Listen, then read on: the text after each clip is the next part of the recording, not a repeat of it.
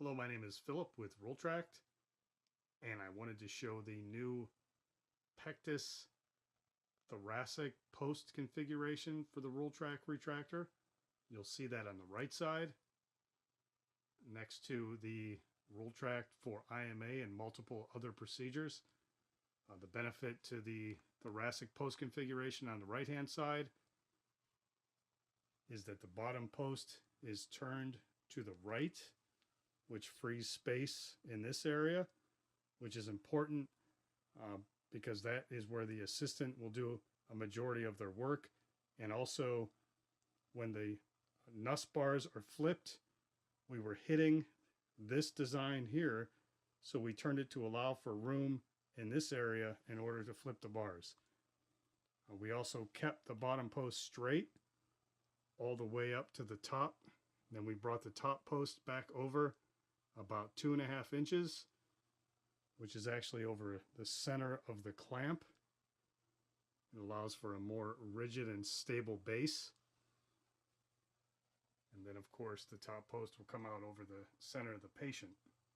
Once you determine if you want the tightening knob on the top or the bottom, depending on your OR protocol, you can actually take this post and put it into the clamp before attaching the clamp to the OR table. Now, what this clamp is designed to do is hold the post so the angle goes toward the patient's head. Now, it'll go in anyway. It turns at 90 degrees, but the idea is when you have it on the bed rail, you want this bend to go toward the patient's head. That allows for more space for the assistant. So the option is you could either attach this clamp to the bed rail and then add the post afterward, or you can actually take this clamp from the tray, put the post in it so the bend goes toward the patient's head, hold these together, and then tighten this securely, very securely, because this is heavy. And if you don't tighten this securely, this will fall, maybe hit your foot. So here we go, it's together as one piece. Now I attach it to the bed rail and I'm ready to add the top post. Once you have determined how you want to attach the clamp and the post to the OR table, the next thing you're going to do is attach the top post. So that would be actually the longest piece in the tray.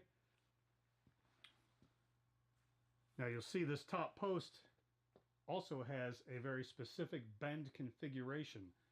This bend is designed to go toward the patient's feet. Reason is this allows for more room for the assistant again. So when we put this on, and this will be the exact tray, these are the exact pieces that you're going to have. I'm actually shipping them after I do this video, so this is exactly how it's going to set up. You'll set this piece on top, again with the bend here going out toward the patient's feet. So this bend goes toward the head.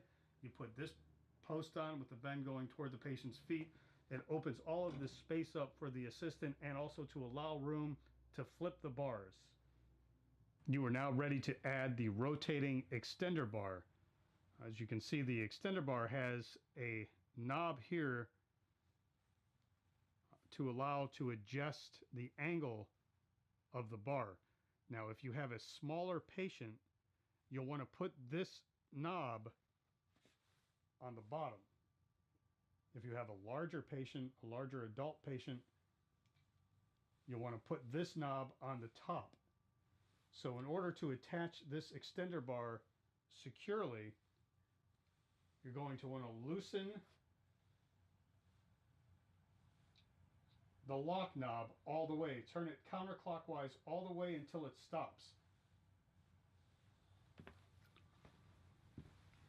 Go ahead and put it on the top post to whatever desired location you need it. And then you'll see there are guidelines along this top post. So go ahead and slide your rotating extender bar onto the top post. Again, if it's a smaller patient, have this rotating knob on the bottom. Once you're able to determine where you want to lock the extender bar onto the top post, look for one of the guidelines and line the extender bar up with the guideline. Once you do that, you could turn the lock knob all the way until it stops, and then you'll know that it's in one of these detents or holes. You could try to move it and it will not come off. The last piece that you'll pull from the tray will be the ratchet assembly. Something very important to look for when you inspect the ratchet assembly before attaching it to the extender bar is to make sure that this pin is located in this groove. So you'll see the pin is actually in this groove and cannot come out. Very often I see this piece of equipment come up or down from SPD with the pin sitting on the side of the gearbox. And if you see that, this can actually come apart during the procedure. This pin needs to be in that groove. So if it comes up and you see it like this, this can be fixed in the field. All you need to do is hold it. As you can see, I'm holding it secure here and here. And then you turn this knob counterclockwise. Don't turn it too far because it will come off. Just turn it a little bit, pull this back, turn it a little more, okay. Put it into the groove and then tighten the knob.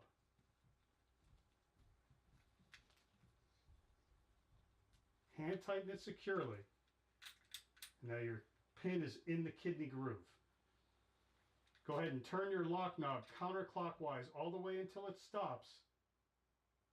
And then you are ready to attach the ratchet assembly to the extender bar. To attach the ratchet assembly to the extender bar, as I said, turn the lock knob all the way counterclockwise until it stops.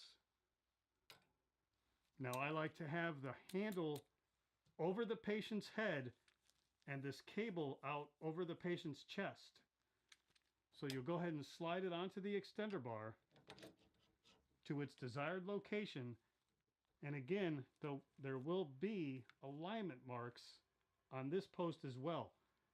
Line the gearbox up with one of the alignment marks after you determine where you want to position it. And then turn the lock knob all the way. Again, you can see there's a small gap here. Just like with the extender bar, when there's a small gap, that means we're in one of the detents or holes. If we're not in a detent or hole, and we try to tighten it down, you'll see that there'll be a large gap, and it will not tighten securely. So go ahead and line it up with one of the one of the alignment marks.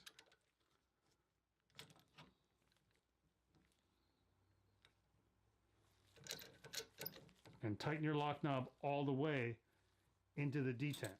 Now this gearbox cannot come off.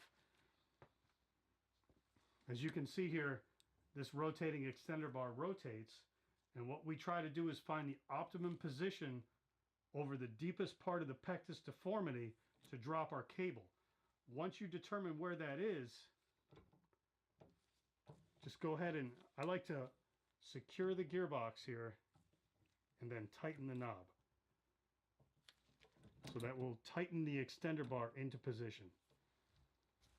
Once you have your rotating extender bar locked into place and your gearbox secured to the extender bar, you're ready to drop the cable to attach it to either the bone clamp or the Rultract hook of choice. Now, if you pull down on this cable, you'll see that nothing will happen. So what you do is flick this lever, and that allows the gearbox to release, and you can drop the cable down to attach it to the accessory of choice. When you are ready to remove the Rultract from the chest, you will need to release or reverse the ratchet. To do so, firmly grasp the crank handle and turn it slightly in the direction it will move. When it is under tension, it will only move in one direction.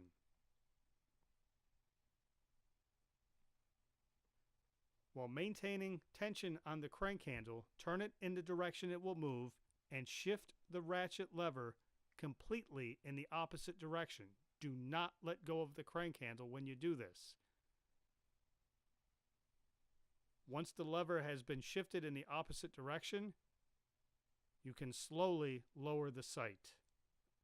To disassemble and remove the Rultract system from the OR table following the NUSS procedure, it is recommended that you remove it piece by piece, the same way that we put it on.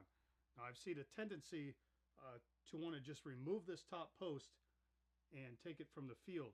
However, I've seen this happen where you go to lift the top post and you don't realize how much weight's on here, so that actually can fall. Again, it's very important that these lock knobs are in place so this equipment does not slide off, but in either event, if this were to fall on to the patient or the table, it would be a significant problem. So we want to remove it the same way that we put it on. We'll start by turning the lock knob counterclockwise on the ratchet assembly. Hold it securely, it weighs 5 pounds, and slide it off. Next, you'll want to turn the lock knob on the rotating extender bar counterclockwise, hold it securely, and slide it off. Next, I suggest holding the top post here and here, lifting it straight up, removing it from the field. Now we can either remove just the bottom post or take the whole clamp assembly off. At that point, it's your preference.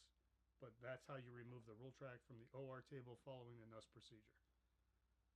I want to thank everybody for watching this and tolerating me through the video. I do hope that it was helpful. Please call or email me with any questions.